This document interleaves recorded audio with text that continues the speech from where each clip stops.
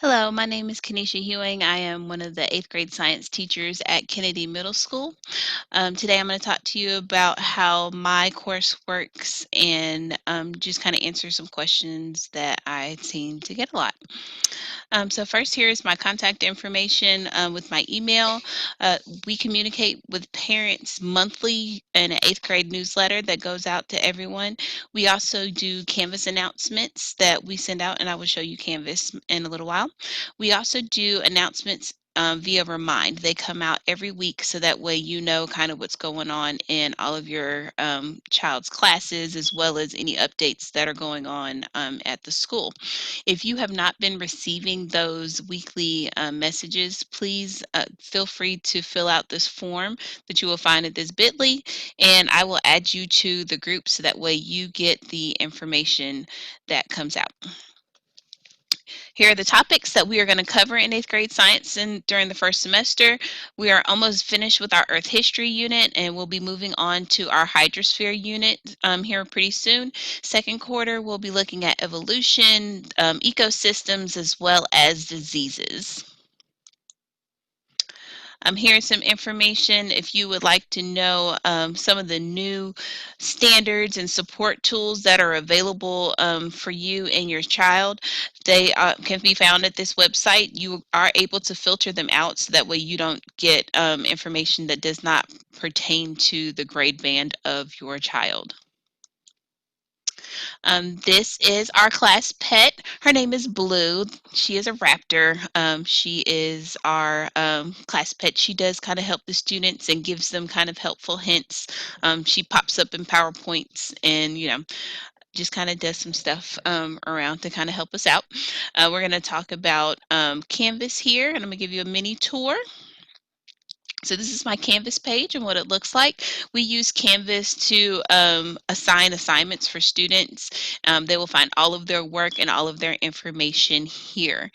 If I send an announcement out, the announcements will pop up at the top of the screen. So if I'm ever absent, their directions for the day will pop up here.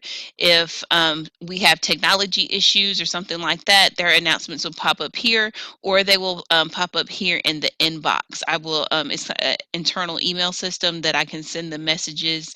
I can send them only to the classes that they are affected versus the announcements that go out to everyone. So if I'm ever not here, if they ever have problems getting on Zoom, if my Zoom is not opening, we have had some Zoom issues where we kind of had to switch to Google Meets. But if any of that stuff happens, I typically send out a message and remind, as well as send a message in the inbox if it only affects one group. But if it's something that affects everybody, it'll pop up in the announcements here at the top.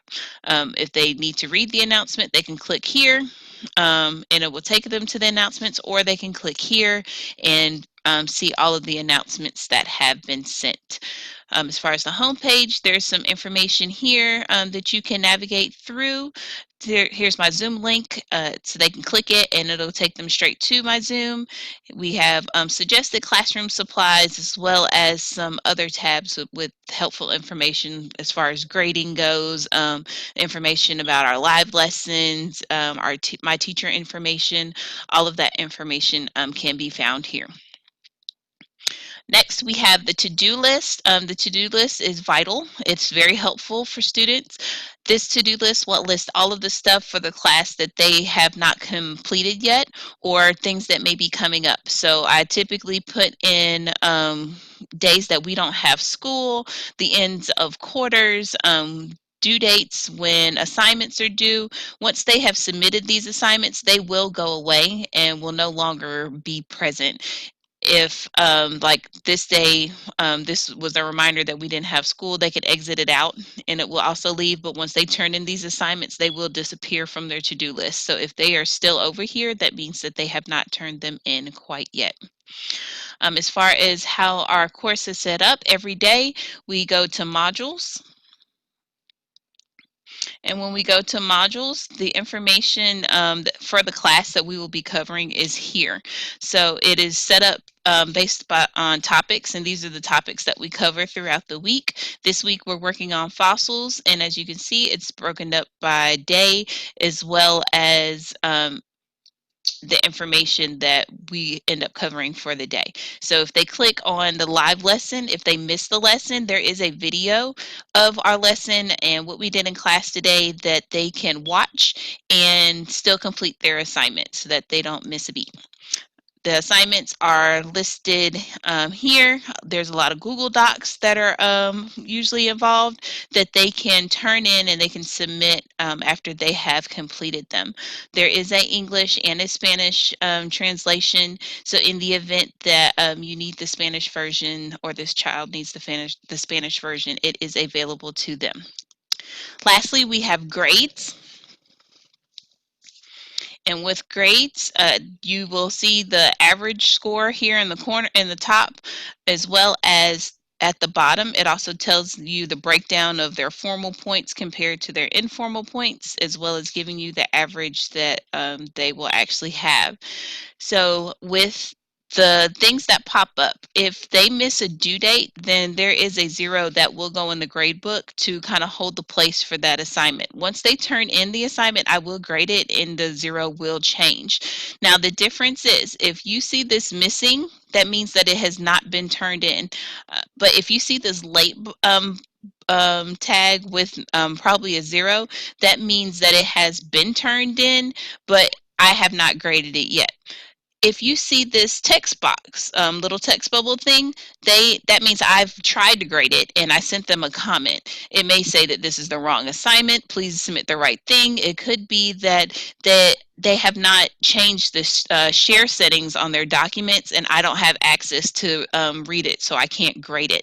So I will send them a message if there's something wrong with their submission. So if you see these, that just means that I sent them a message and they need to check it so that they can fix it and resubmit, and then I will grade it. You will also find this little box. It looks kind of like a clipboard.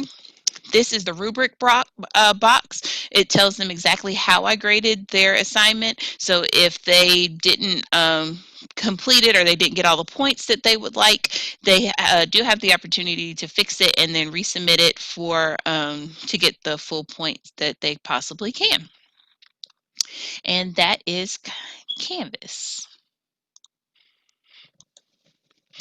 So we do also have a Canvas resource for parents and for students. Parents, you do have the ability to attach to your child's Canvas account so that way you can see exactly what they are turning in. You can see exactly what their assignments are. You can see whatever messages I send, whether it comes through their oh gosh, whether it comes through the announcements or if it comes through like a comment that I put on the assignment, they can, all that information will come straight through the app. And if you click here, that resource will tell you exactly how to set that up. Next, we have Zoom. Zoom is the platform that we use to have our in-person class, well, our virtual in-person class time. This is we encourage the students to turn on their cameras so that way we can see them, so they can be engaged and we can tell if they're engaged. They also have a chat feature where they're able to type in it and ask us questions. We ask questions online and they respond to us there. There are also reactions that they can do. So they can say that I'm going too fast or I'm going too slow for them, that they can thumbs up if they agree, thumbs down if they don't agree. They can even raise their hand so that way I can acknowledge them, and if they need to unmute themselves and share something with the class, that they can do it that way. So there's plenty of nonverbal ways of communication as well as verbal options with Zoom.